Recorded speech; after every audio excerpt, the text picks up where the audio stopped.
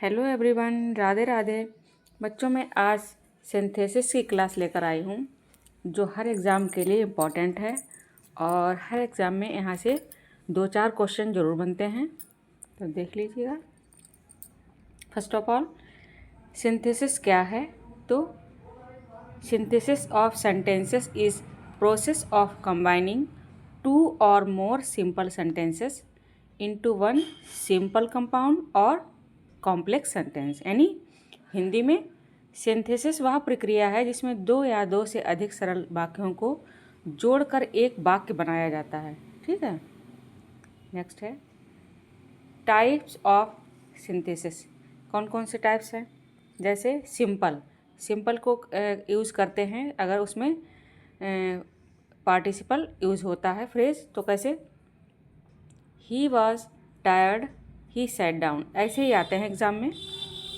तो अगर यहाँ पे प्रेजेंट पार्टिसिपल है तो हमें वहाँ पर बी प्लस ING का यूज किया जाता है।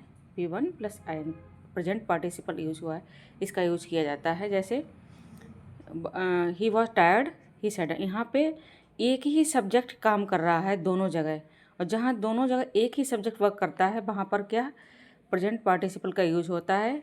B1 प्लस ING का यूज हो जाएगा। जैसे being tired, he sat down. ठीक। नेक्स्ट है इन्फिनेटिव का यूज कहाँ होता है? जहाँ पर he went to Delhi, he wanted to meet his friend. वो अपने फ्रेंड से कहाँ क्यों जा रहा है? उसका पर्पज़ है मिलना।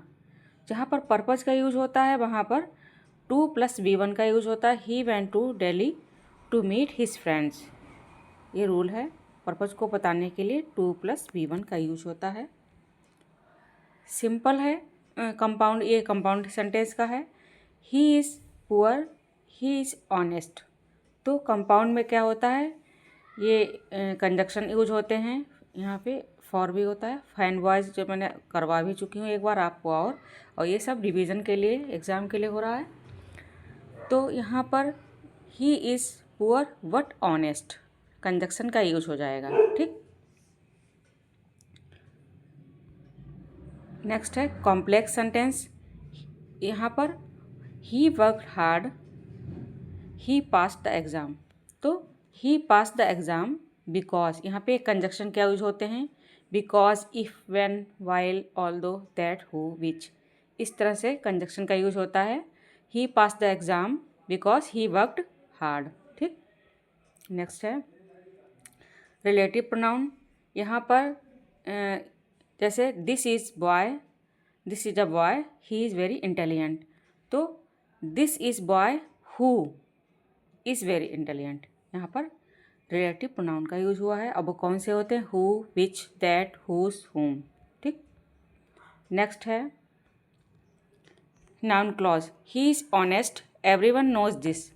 तो everyone knows that he is honest, इस तरह से हो जाएगा। Using adjective clause. एडजेक्टिव में क्या होता है?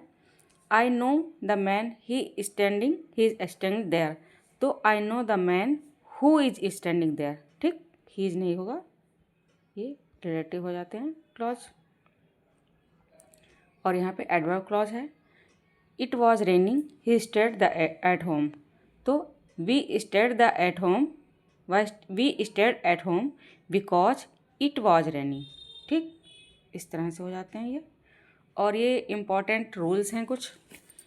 जैसे जब सेंटेंस को हम बनाते हैं तो उसका मीनिंग चेंज नहीं होना चाहिए, लेकिन उसका स्ट्रक्चर चेंज हो जाता है। और टेंस का प्रॉपर मैचिंग होना चाहिए, और सब्जेक्ट का लॉजिकल कनेक्शन भी होना चाहिए, और अननेसेसरी वर्ड्स को अवॉइड करना चाहिए। ठीक। और ये ट्रिक्स हैं। ट्रिक नंबर 1, रिलेशन को पहचानना होता है। कैसा रिलेशन? सेंटेंस में क्या पूछ रहा है? कारण पूछ रहा है, कंट्रास्ट पूछ रहा है, टाइम पूछ रहा है, पर्पज़ पूछ रहा है, कंडीशन पूछ रहा है। ये हमें रिलेशन पहचानने होते हैं, और अगर रिलेशन पहचान लिए तो हम सेंटेंस को सही कर लेते हैं। और दूसरा ट्रिक है, सेम सब्जेक्ट हो तो पार्टिसिपल यूज होगा। जैसे अगर दोनों ही यहाँ पर भी लगा है और सेंटेंस है और यहाँ पर, तो प्रेजेंट पार्टिसिपल लगेगा, ये B + ING का यूज हो जाएगा। ठीक। नेक्स्ट है जैसे he opened the door, he went out, तो opening the door he went out. ठीक। ट्रिक है 3, एम रीजन में इन्फिनेटिव वर्ब का यूज़ होता है।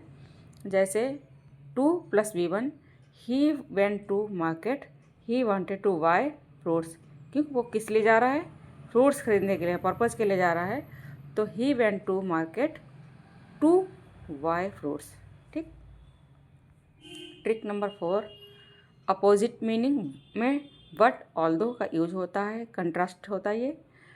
ठीक है, अगर कंट्रास्ट हो तो बट ऑल्दो का यूज होगा, और ये प्रैक्टिस है, कर लीजिए, देख लीजिए इसमें। जैसे he was very tired, he could not walk, वह बहुत थका हुआ था इसलिए वो चल नहीं सकता। He was very tired and not could not walk, नहीं, ही वॉज और ही एक ही सब्जेक्ट है, तो क्या होगा, being very tired he could not walk. ठीक।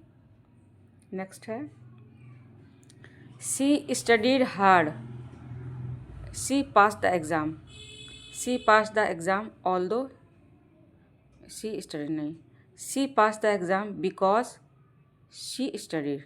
ठीक है, ऑल्दो वहाँ लगता है ना, अपोजिट मीनिंग होते हैं।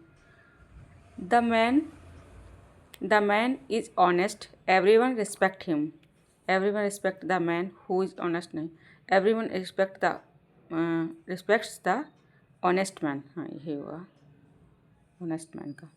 ही went to Delhi, he wanted to meet his friends, तो वो he went to Delhi and wanted to meet his friends, he went to Delhi meeting to his friends, he went to Delhi to meet his friends. ठीक, इस तरह से हो जाएगा, क्योंकि purpose के लिए जा रहा है। और यहाँ पर it was raining we stayed home, तो यही हो जाएगा, we stayed at home because it was raining. ठीक है, तो इस प्रकार से सिंथेसिस के सेंटेंस बनते हैं, और ये हर एग्ज़ाम में आते हैं, और इनकी थोड़ी प्रैक्टिस कीजिए, और जो है अच्छे से आ जाएंगे। बहुत सिंपल वे में मैंने समझाया है, और वीडियो अगर अच्छी लगे तो लाइक एंड सब्सक्राइब कीजिए, और मिलती हूँ नेक्स्ट वीडियो में। Thanks for watching.